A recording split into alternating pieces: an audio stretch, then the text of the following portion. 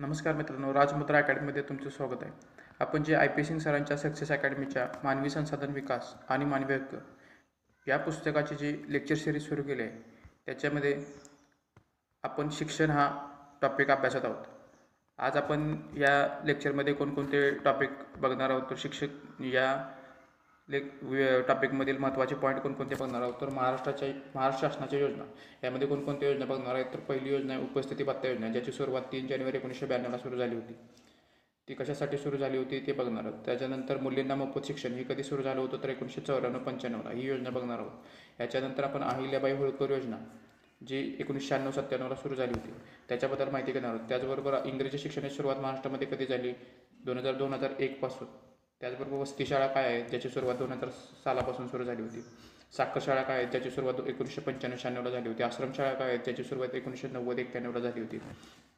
त्याचबरोबर आपण शालेय शिक्षण सुधार समिती जी 1984ला स्थापन झाली होती, पार्वतीबाई मालगोंडा यांच्या अध्यक्षतेखाली, याचाही अभ्यास करणार आहोत. तर शासनाच्या काही महत्त्वाच्या योजना त्यामध्ये कोणत्या बघणार आहोत, तर लिप ही योजना जी वरिष्ठ प्राध्यापकांना प्रशिक्षण देण्यासंबंधीची होती. त्याचबरोबर स्पार्क ही योजना उच्च शिक्षण संस्थांमधील संशोधनास प्रोत्साहन देण्यासाठी चालू करण्यात आली होती. त्याचबरोबर उडान ही योजना सर्वोत्कृष्ट इंजिनिअरिंग कॉलेजमध्ये प्रवेश मिळवण्यासाठी विद्यार्थ्यांना प्रोत्साहन देण्यासाठी सुरू करण्यात आली होती. त्याचबरोबर प्रगती ही योजना मुलींना स्कॉलरशिप प्रदान करण्यासाठी, तांत्रिक शिक्षणात मुलींचे प्रमाण वाढवण्यासाठी 2014ला सुरू करण्यात आली. याचा आढावा घेणार आहोत. त्याचबरोबर सक्षम योजना जी अपंग विद्यार्थ्यांना तांत्रिक शिक्षणामध्ये सामावून घेण्यासाठी 2014ला सुरू करण्यात आली होती. या योजनांचा आपण अभ्यास करणार आहोत. तर सुरुवातीला आपण महाराष्ट्र शासनानं कोणत्या योजना लागू केल्या शिक्षणाच्या प्रसारासाठी त्या बघूया. पहिली योजना आहे उपस्थिती भत्ता योजना. याची सुरुवात 3 जानेवारी 1992 पासून सुरू झाली होती. 3 जानेवारी म्हणजे सावित्रीबाई फुले यांच्या जन्मदिवशी या योजनेची सुरुवात झाली होती, उपस्थिती भत्ता योजना. याचा उद्देश काय होता, तर प्राथमिक शाळेत शिकणाऱ्या मुलींचे उपस्थितीचे प्रमाण वाढवे हा उपस्थिती भत्ता योजनेचा उद्देश होता. तर ही योजना कशी होती, तर शैक्षणिक वर्षात 75% जास्त दिवस शाळेत उपस्थित राहणार 1ली ते 4थीपर्यंतच्या मुलींना प्रतिदिन ₹1 आणि जास्तीत जास्त ₹220 वार्षिक देण्यात येणार होते. यासाठी लाभार्थी गट कोणता होता, तर आदिवासी उपयोजना क्षेत्रातील सर्व मुली तसेच अनुसूचित जाती जमाती आणि दारिद्र्य रेषेखालील कुटुंबातील मुलींचा यामध्ये समावेश होता. उपस्थिती भत्ता योजना जी प्राथमिक शाळेतील शिकणाऱ्या मुलींची उपस्थितीचे प्रमाण वाढवण्यासाठी 3 जानेवारी 1992ला सुरू करण्यात आली होती. पुढची योजना कोणती आहे, तर मुलींना मोफत शिक्षण. मुलींना मोफत शिक्षण किती सालापासून सुरू झालं, तर 1994-95 पासून.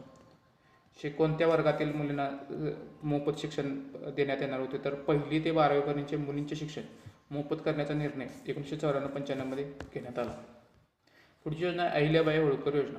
अहिल्याबाई होळकर योजनेची सुरुवात कधी झाली होती, तर 1996-97ला अहिल्याबाई होळकर योजनेची सुरुवात झाली होती. ही योजना कशाशी संबंधित होती, तर 5वी ते 10वी दरम्यान शिक्षण घेणाऱ्या सर्व मुलींना मोफत प्रवास उपलब्ध करून दिला जातो. या योजनेअंतर्गत अहिल्याबाई होळकर योजनेअंतर्गत 5वी ते 10वी दरम्यान शिक्षण घेणाऱ्या सर्व मुलींना मोफत प्रवास उपलब्ध करून दिला जातो.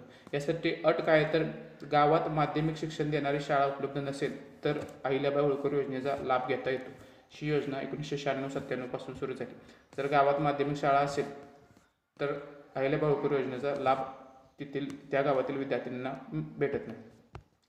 तर इंग्रजी शिक्षणाची सुरुवात महाराष्ट्रात कोणत्या सालापासून झाली, तर 2000-2001 या सालापासून किंवा या शैक्षणिक वर्षापासून 1लीपासून इंग्रजी विषय शिकवण्यास सुरुवात महाराष्ट्रात झाली. पुढची योजना आहे वसती शाळा योजना. वसती शाळेची सुरुवात कधी झाली, तर 2000 सालापासून ही योजना महाराष्ट्रात राबवण्यास सुरुवात झाली. 1 किलोमीटरच्या परिसरात व 100 लोकसंख्या असणाऱ्या दुर्गम भागात ही शाळा स्थापन केली जाते. 1ली ते 5वीपर्यंतचे शिक्षण या शाळेमार्फत दिले जाते. याच्यावर नियंत्रण कोणाचं असते, तर जवळच्या प्राथमिक शाळेतील मुख्याध्यापकांचं वसती शाळेवरती नियंत्रण असतं. तर सेतूशाळा काय, तर सेतूशाळा या उन्हाळ्याच्या सुट्टीत 45 दिवस पूर्ण होणारा अभ्यासक्रम या शाळेतून शिकवला जातो. सेतूशाळा कशाशी संबंधित आहेत, तर उन्हाळ्याच्या सुट्टीत 45 दिवसात पूर्ण होणारा अभ्यासक्रम शिकवण्यासाठी किंवा अभ्यासक्रम पूर्ण करण्यासाठी सेतूशाळा या आयोजित केल्या जातात. तर साखर शाळा काय, तर साखर शाळा ज्याची सुरुवात 1995-96 मध्ये झाली होती. या साखर शाळेअंतर्गत 5वीपर्यंतचे वर्ग चालवले जातात. या हंगामी शाळा असतात. या अंतर्गत साधारणतः 100 दिवसांचे शिक्षण उपलब्ध करून दिले जाते. साखर शाळा काय, तर यांच्या अंतर्गत 5वीपर्यंतचे शिक्षण करून दिले जाते. या हंगामी शाळा असतात आणि या अंतर्गत 100 दिवसांचे शिक्षण उपलब्ध करून दिले जाते. या साखर शाळा या स्थलांतरित होणाऱ्या पालकांच्या मुलांसाठी किंवा विद्यार्थ्यांसाठी शिक्षणाची सोय व्हावी म्हणून याची सुरुवात 1995-96 पासून करण्यात आली. तर आश्रमशाळा काय, तर आश्रमशाळा याची सुरुवात 1990-91ला झाली होती आणि याची रिवाइज्ड किंवा याच्यामध्ये दुरुस्त्या करून 2008-9ला ही योजना पुन्हा लागू झाली. आश्रमशाळा 1990-91 आणि रिवाइज्ड योजना 2008-9 पासून सुरू झाली. या योजनेसाठी केंद्राकडून संपूर्ण आर्थिक मदत मिळते. या अंतर्गत प्राथमिक, माध्यमिक आणि उच्च माध्यमिक शिक्षण पुरवलं जाते. आश्रमशाळेमार्फत कोणकोणत्या प्रकारचे शिक्षण पुरवलं जातं, तर प्राथमिक, माध्यमिक आणि उच्च माध्यमिक शिक्षण पुरवले जाते. आदिवासी उपयोजना अंतर्गत क्षेत्रात मुलींच्या आश्रमशाळा उभारणीसाठी 100% केंद्रीय अर्थसहाय्य भेटते. आदिवासी उपयोजना अंतर्गत क्षेत्रात मुलींच्या आश्रमशाळा उभारण्यासाठी 100% केंद्रीय अर्थसहाय्य भेटते. त्याचबरोबर नक्षलप्रवण क्षेत्रात मुलांच्या आश्रमशाळा उभारण्यासाठी केंद्राचे 100% अर्थसहाय्य भेटते. बाकी ठिकाणी मुलांच्या आश्रमशाळा उभारण्यासाठी 50% निधी हा केंद्राचा, तर 50% निधी हा राज्याचा असतो. आता शिक्षणासंबंधी काही महत्त्वाच्या समित्या, यांची साल आणि त्याचे अध्यक्ष लक्षात ठेवा. ती पहिली समिती आहे एकसूत्रीकरण समिती.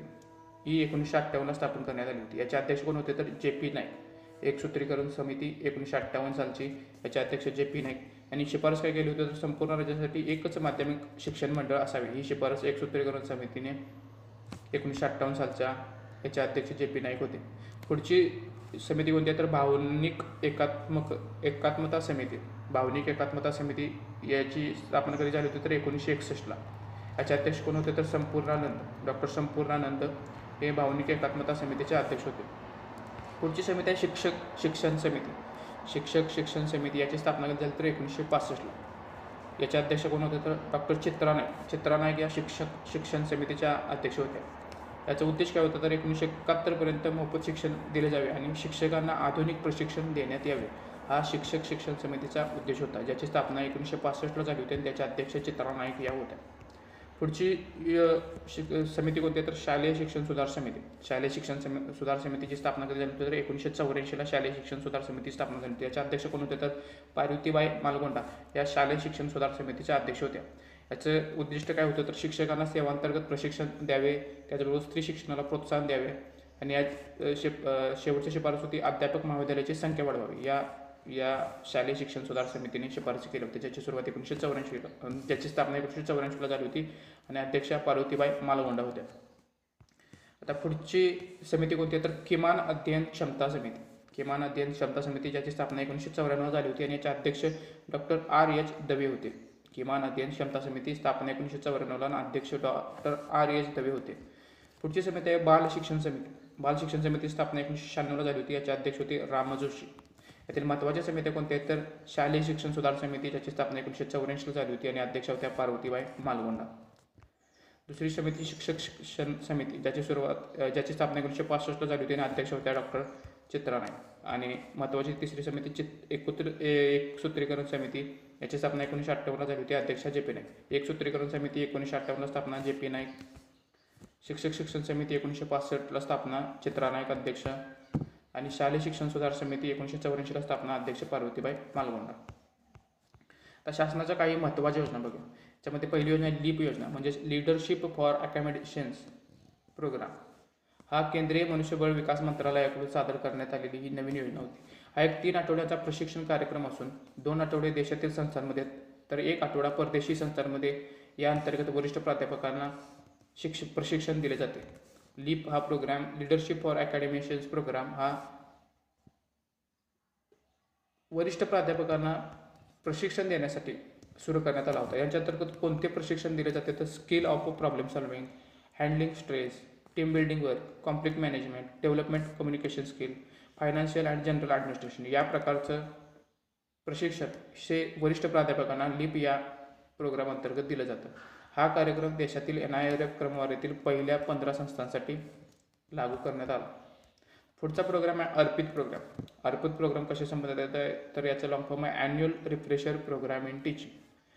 हा उच्च शिक्षण संस्थांमधील प्राध्यापकांसाठी मिनिस्ट्री ऑफ HRD म्हणजेच केंद्रीय मानव संसाधन विकास मंत्रालयाने सुरू केला.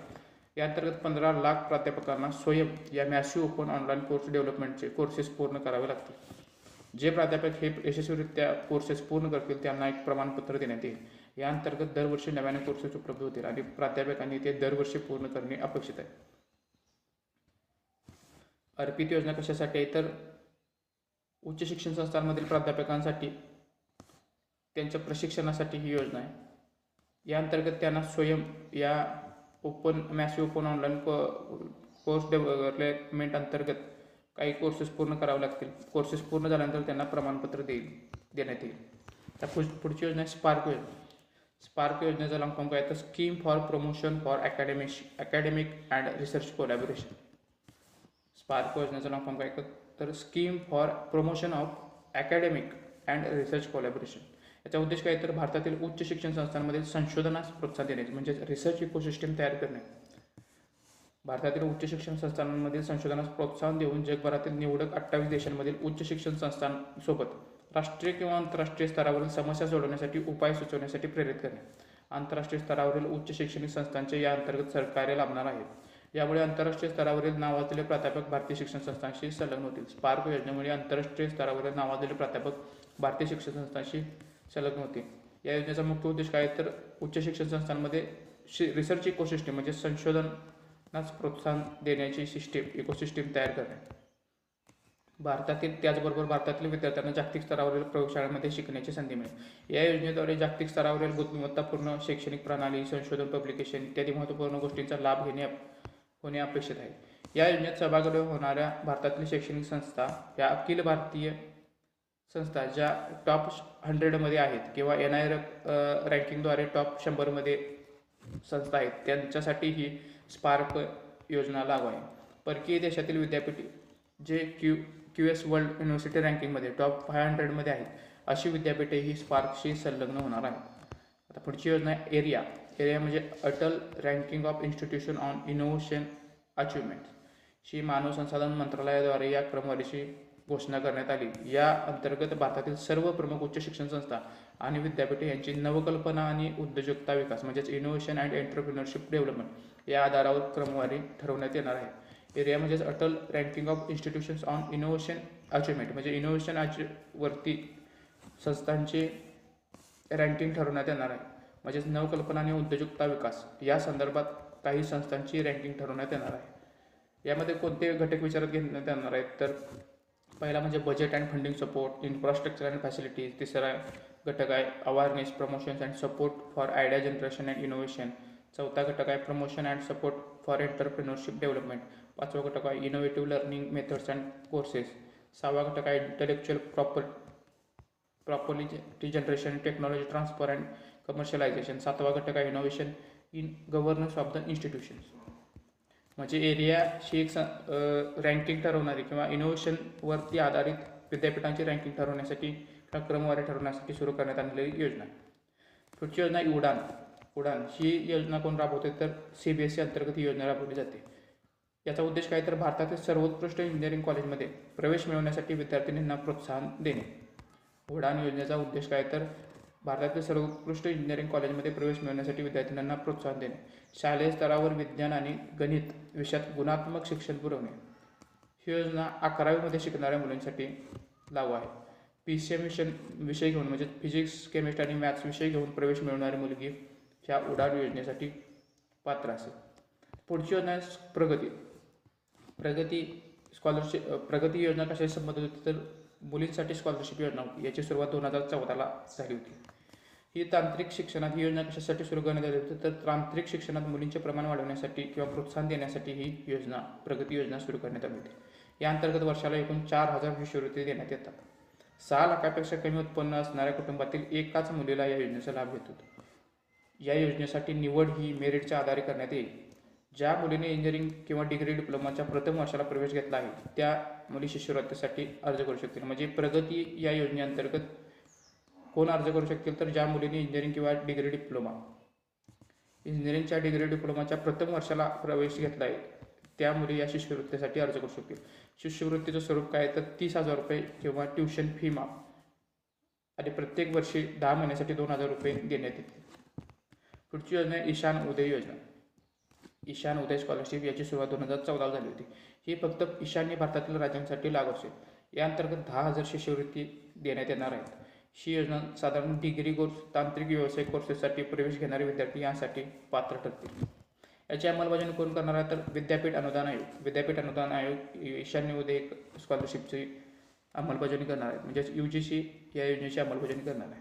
यासाठी कोणकोणती अट आहे तर वार्षिक कौटुंबिक उत्पन्न हे 4.5 लाखापेक्षा जास्त नसावे, ही महत्त्वाची अट आहे.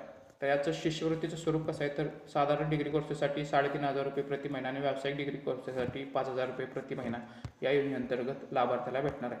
तर ईशान विकास कार्यक्रम काय तर ईशान विकास हा ईशान्य भारतातील निवडक शाळा आणि महाविद्यालयांमधील विद्यार्थ्यांना सुट्टीच्या कालावधीत IIT, NIT, IISER यासारख्या संस्थांची ओळख करून देण्यासाठी या संस्थांमध्ये भेट देण्याचा कार्यक्रम म्हणजेच ईशान विकास कार्यक्रम. याद्वारे विद्यार्थ्यांना उच्च शिक्षणास प्रोत्साहन मिळावे हा योजनेचा उद्देश आहे. म्हणजे ईशान विकास कार्यक्रमांतर्गत ईशान्य भारतातील निवडक शाळा आणि महाविद्यालयांमधील विद्यार्थ्यांना देशातील महत्त्वाच्या म्हणजेच IIT, NIT, IISER या सारख्या संस्थांची ओळख व्हावी म्हणून तिथे एक भेट कार्यक्रम किंवा त्या संस्थेमध्ये जाऊन तेथील पाहणी करणे, कॅम्पसची पाहणी करणे यासारख्या त्यांना ओळख होण्यासाठी त्या भागाची आणि उच्च संस्थांमध्ये शिक्षण घेण्यासाठी विद्यार्थी प्रोत्साहित होण्यासाठी हा कार्यक्रम राबवला जातो. ईशान्य विकास कार्यक्रम निवडक शाळेतील विद्यार्थ्यांना IIT, NIT सारख्या संस्थांमध्ये जाऊन भेट देण्याचा कार्यक्रम. तर ईशान उदय हा कोर्सेससाठी, व्यावसायिक कोर्सेससाठी, तांत्रिक कोर्सेससाठी प्रवेश घेणाऱ्या विद्यार्थ्यांसाठी स्कॉलरशिप कार्यक्रम. पुढची योजना आहे सक्षम योजना. सक्षम योजना कशा संबंधित आहे तर अपंग विद्यार्थ्यांना तांत्रिक शिक्षणामध्ये सामावून घेण्यासाठी ही योजना AICTE अंतर्गत राबवली जाते. याची सुरुवात डिसेंबर 2014 करण्यात आली होती. सक्षम योजना अपंग विद्यार्थ्यांसाठीच्या तांत्रिक शिक्षणामध्ये प्रोत्साहन देण्यासाठी आहे. या योजनेअंतर्गत वर्षाला 1,000 शिष्यवृत्ती देण्यात येणार आहेत. वार्षिक कौटुंबिक उत्पन्न 4.5 लाखापेक्षा जास्त नसावे ही महत्त्वाची अट आहे. तर या शिष्यवृत्ती स्वरूप काय तर 30,000 रुपये किंवा ट्युशन फी आणि प्रत्येक वर्षी 10 महिन्यासाठी 2,000 रुपये या योजनेअंतर्गत लाभार्थ्याला भेटणार आहेत. तर पुढची योजना आहे विद्यालक्ष्मी पोर्टल. ही काय आहे तर विद्यालक्ष्मी पोर्टल ही एक वेब पोर्टल आहे. विद्यार्थ्यांसाठी बनवण्यात आलेलं एक वेब पोर्टल आहे. या वेब पोर्टलवरून विद्यार्थी शैक्षणिक कर्जासाठी अर्ज करू शकतात आणि कर्ज मिळण्यापर्यंतची पूर्ण पद्धती ऑनलाईन चेक करू शकतात. हे वेब पोर्टल बनवण्यासाठी कोणकोणत्या संस्था सहभाग झाल्या होत्या तर ministry of finance, ministry of HRD आणि इंडियन बँक असोसिएशन या संस्थांनी मिळून विद्यालक्ष्मी हे विद्यार्थ्यांसाठी वेब पोर्टल बनवले आहे. ज्याचा उपयोग विद्यार्थ्यांना शैक्षणिक कर्जासाठी अर्ज करण्यासाठी आणि कर्ज मिळेपर्यंत त्याची पूर्ण पद्धती ऑनलाईन माहिती किंवा जाणून घेण्यासाठी विद्यालक्ष्मी पोर्टल हे विद्यार्थ्यांसाठी उपयुक्त आहे. तर आज आपण कोणकोणते टॉपिक बघितले तर आपण पहिल्यांदा महाराष्ट्र शासनाच्या योजना बघितल्या. त्याच्यामध्ये आपण उपस्थिती भत्ता योजना बघितली जी मुलींच्या उपस्थिती वाढवण्यासाठी 3 जानेवारी 1992ला सुरू करण्यात आली. त्याच्यानंतर आपण मुलींना मोफत शिक्षण ही योजना बघितली जी 1994-95ला सुरू करण्यात आली होती. त्या अंतर्गत 1ली ते 12वी पर्यंतच्या मुलींना मोफत शिक्षण देण्याचा ठराव मंजूर करण्यात आला. तर अहिल्याबाई होळकर त्याच्यानंतर आपण योजना बघितली ज्याची सुरुवात 1996-97ला करण्यात आली. ही योजना कशी संबंधित होती तर मुलींना 5वी नंतरच्या मुलींना मोफत प्रवासाची सोय करण्यासाठी ही अहिल्याबाई होळकर योजना सुरू करण्यात आली होती. त्यानंतर इंग्रजी शिक्षण योजना बघितली. ही इंग्रजी शिक्षणाची पहिलीपासून 2000-2001 या शैक्षणिक वर्षापासून सुरुवात झाली. त्याच्यानंतर आपण वसती शाळा बघितली. याची सुरुवात 2000 सालापासून सुरू करण्यात आली होती. 1 किलोमीटर अंतरावरील विद्यार्थ्यांना सामावून घेणारी जी वसती शाळा होती त्याच्यावर नियंत्रण हे जवळच्या प्राथमिक शाळेतील मुख्याध्यापकाचे असते. त्याच्यानंतर आपण साखर शाळा बघितली. ही एक हंगामी शाळा होती जी 1995-96ला सुरू करण्यात आली होती. त्याच्यानंतर आपण आश्रम शाळा बघितल्या ज्याची सुरुवात 1990-91ला झाली होती आणि त्याची रिवाइज्ड किंवा त्याच्यामध्ये दुरुस्त्या करून 2008-09ला नव्याने सुरू झाली होती. त्याच्यानंतर आपण महत्त्वाच्या समित्या बघितल्या. त्याच्यामध्ये महत्त्वाची समिती कोणती होती तर शालेय शिक्षण सुधार समिती ज्याची स्थापना 1984ला झाली होती. त्याच्या अध्यक्षा पार्वतीबाई मालगुंडा होत्या. त्याच्यानंतर आपण काही महत्त्वाच्या शासनाच्या योजना बघितल्या. त्याच्यामध्ये आपण पहिला लिप कार्यक्रम बघितला म्हणजेच लीडरशिप फॉर अकॅमेडेशन्स प्रोग्राम. हा कशासाठी सुरू करण्यात आला होता तर वरिष्ठ प्राध्यापकांना प्रशिक्षण देण्यासाठी हा सुरू करण्यात आला होता. त्याच्यानंतर आपण स्पार्क ही योजना बघितली. ही कशासाठी सुरू करण्यात आली होती तर भारतातील उच्च शिक्षण संस्थांमध्ये संशोधनास प्रोत्साहन देण्यासाठी म्हणजेच रिसर्च इकोसिस्टम तयार करण्यासाठी ही योजना तयार करण्यात आली होती. त्याच्यानंतर आपण उडान कार्यक्रम बघितला. हा काय होता तर भारतातील सर्वोत्कृष्ट इंजिनिअरिंग कॉलेजमध्ये प्रवेश मिळवण्यासाठी विद्यार्थ्यांना प्रोत्साहन देण्यासाठी हा सुरू करण्यात आला होता. त्याच्यानंतर आपण प्रगती स्कॉलरशिप बघितली. ही एक विद्यार्थिनींसाठी स्कॉलरशिप होती मुलींसाठी जिची सुरुवात 2014ला झाली होती. तांत्रिक शिक्षणात मुलीचे प्रमाण वाढवण्यासाठी ही सुरू करण्यात आली होती. त्याच्यानंतर आपण सक्षम योजना बघितली. याची सुरुवात डिसेंबर 2014ला झाली होती. ही कशासाठी योजना होती तर अपंग विद्यार्थ्यांना तांत्रिक शिक्षणामध्ये सामावून घेण्यासाठी ही AICTE अंतर्गत राबवण्यात जाणारी योजना होती. या आपण योजना बघितल्या. पुढच्या लेक्चरमध्ये आपण कोणकोणत्या स्कॉलरशिप सरकारने सुरू केल्या त्याचा आढावा घेणार आहोत. जर व्हिडिओ आवडला असेल तर लाईक करा, शेअर करा आणि चॅनलला सबस्क्राईब करा. धन्यवाद.